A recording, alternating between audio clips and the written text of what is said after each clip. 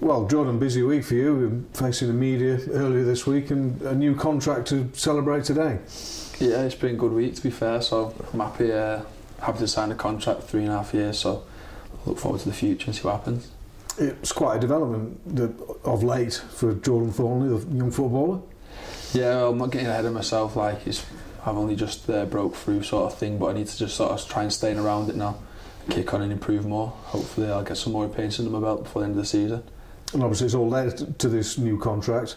It's a significant length of time as well. Is that something you've been aiming for as a young pro? Yeah, it gives you time at this age to sort of develop steadily rather than thinking, oh, I've got another contract coming.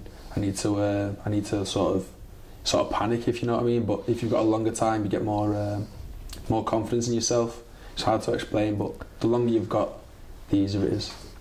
But the confidence you've built up, having been around the first team setup and playing games, it must have played a huge part. Yeah, I feel like my game's improved a bit already, to be honest. Just being back this first month, I just feel like I've got more confidence on the ball, feel more composed in possession, so just hopefully keep improving. You seem to have made that transition from under-23s player to senior player. You seem to have taken it in your stride.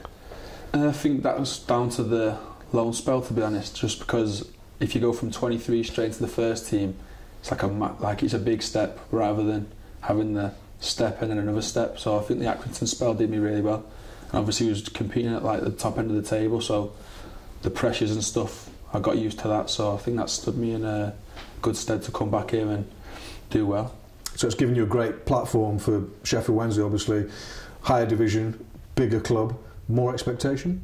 Yeah, obviously it's a massive club, so the expectations never changes, I don't think, but the fact that you've got to perform well for a bigger fan base, you've got to make more people happy, that's a bigger pressure, but I thrive off stuff like that. So have you felt that on the pitch, the size of the crowd, etc.?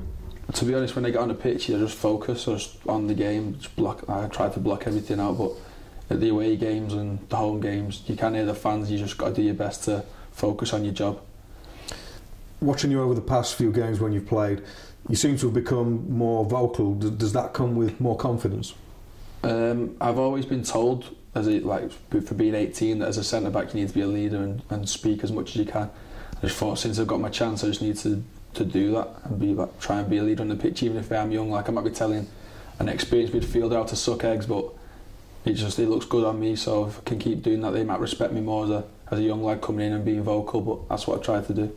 I said in my interview the other day, you've got to back yourself. If you come in, you be shy, especially as a centre back, you're the last line of defence. If you're shy and nervous, strikers they'll live off that and they'll thrive off it. Like in the Cardiff game, I think Zahora, he played on me for the first 60 minutes, and I thought I did okay against him. So you said something quite interesting in your interview earlier in the week, that you said opposition strikers can perhaps smell a bit of fear from a young defender.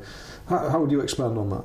Well, as a young defender, it's managers don't really like putting young ones in, just because obviously the last line of defence, you're there to stop the goals going in. It's a bigger risk than putting a striker in who might go through on goal and won't miss a chance. But if you're a defender and you go through and you score, it's your fault and you're in the spotlight straight away. So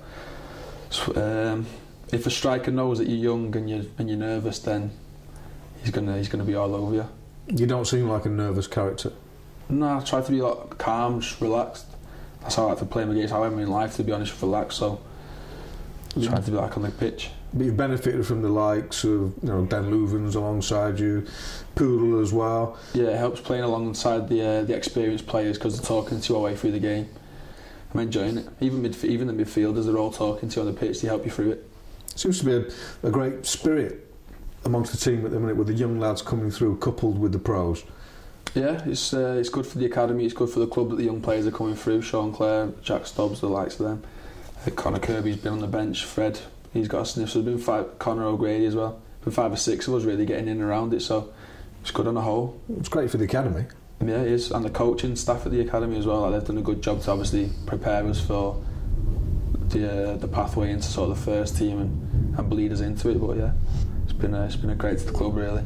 And how's your preparation this week? Unfortunately, you can't play at the weekend. Is that a frustration? Yeah, it's a bit of a nightmare, to be honest, but I just have to take the rest and just go to the game, watch the game, see what's happening. If we're doing some signing thing in the shop, so still in and around it and being involved, which is good.